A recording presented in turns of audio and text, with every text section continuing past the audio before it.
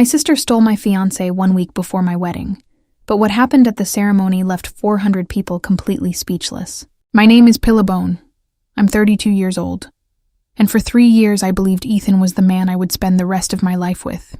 We had booked the venue, sent the invitations, chosen the flowers, and with only 7 days left until our wedding, I thought my life was finally falling into place. I was wrong. The first sign came on a Tuesday night when Ethan told me he had to work late, but at 11:42 p.m., I saw his car parked outside my sister Claire's house. I sat across the street, staring at the house, and telling myself there had to be an explanation. Claire was my sister. Ethan was my fiancé. They could not possibly be betraying me. The next morning, Ethan came home and told me he didn't think he could marry me anymore. When I asked why, he finally said, "I'm in love with someone else." I thought he meant another woman, someone from work, anyone but the person who walked into my apartment 10 minutes later and sat beside him on my couch. Claire, my sister. With tears in her eyes, she said, "Pilla, I'm sorry, but Ethan and I are in love." I couldn't breathe. The wedding was 7 days away, and my own sister had confessed to sleeping with my fiancé. Then she said something that hurt even more. "He never really loved you," she whispered. "He was only staying because he felt sorry for you." I spent 2 days crying beside my wedding dress, staring at invitations with our names printed across them. But on the third night, while searching an old email account for a wedding receipt, I found an email from Claire to Ethan dated 6 months earlier. The subject line said, "After the wedding." I opened it, and one sentence made my hands start shaking. "Once she signs everything, the house will finally be ours." The house was my family property, left to me by my grandmother and worth nearly $2 million. Suddenly, Ethan's questions about my finances and Claire's strange request that I sign a simple family ownership document made sense. They had not suddenly fallen in love. They had been planning something for months. Then I found one more document, a marriage certificate. Claire Bone had been married to Michael Carter for 4 years. She had never divorced him. My sister was already married while planning a future with my fiancé. That was the moment I stopped crying. I called my attorney, showed him everything, and made a decision. I was not going to cancel the wedding.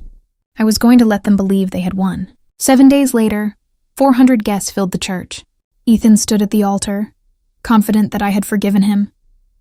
Claire sat in the front row, smiling like she had already won. I walked down the aisle, reached the altar, and smiled at Ethan. For 1 second, he looked relieved. Then the minister asked, "If anyone has a reason these two should not be joined in marriage, speak now." The church went silent. I turned toward the 400 guests and said, "Yes, I have a reason." Ethan's face changed.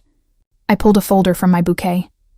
"Before anyone asks why my fiancé left me for my sister 1 week before our wedding, you should know this was never really about love." Claire stood up. "Pilla, stop!" I looked at her and said, "You've had months to tell the truth. Today everyone else gets to hear it." I held up the email. "This is your message about my family property. The property you plan to take after I signed your documents." Ethan turned toward Claire. "What is she talking about?" Then I held up the marriage certificate. "And this is the part neither of you expected. Claire, you are already married." The church erupted in whispers. Ethan stared at her. "Is this true?" Claire began crying. "I was going to tell you." "When?" I asked. "After you got my property?" Then Claire suddenly turned toward Ethan and shouted, "You said you didn't care about her property." The entire church went silent again. She had just admitted everything herself. I looked at Ethan and said, "You told me Claire was your future, but both of you were planning to use me. You wanted my family property, and you thought I was too heartbroken to notice. Then I revealed the final thing they never expected. 3 weeks ago, I transferred the property into a protected family trust. Neither of you can touch it." Ethan's face collapsed. Claire began crying harder. The entire plan they had spent months creating had disappeared in minutes. I looked at Ethan and said, "You didn't steal my future. You only revealed that you were never supposed to be part of it." Then I turned to Claire. "And you didn't take my place. You only showed me exactly who you were." I removed my engagement ring, placed it on the altar, and walked back down the aisle alone. Within a month, I moved to Portland and started rebuilding my life. Ethan called for weeks. Claire called from different numbers. Her husband eventually discovered the truth and filed for divorce. But the strangest part was that I stopped caring about what happened to either of them. 1 year later, I stood outside the house my grandmother had left me, watching the sunset through the trees, and finally understood something. My sister had stolen my fiancé 1 week before my wedding, but losing him saved me from marrying a man who never loved me. Finding out the truth saved me from trusting a woman who had been lying to everyone around her. Sometimes betrayal feels like the end of your life, but sometimes the people who betray you are only removing themselves from a future they never deserved to share. I used to think the worst thing that could happen to me was losing the man I planned to marry. I was wrong. The worst thing would have been marrying him without ever discovering the truth. And sometimes, the person who steals your wedding is unknowingly giving you back your entire future.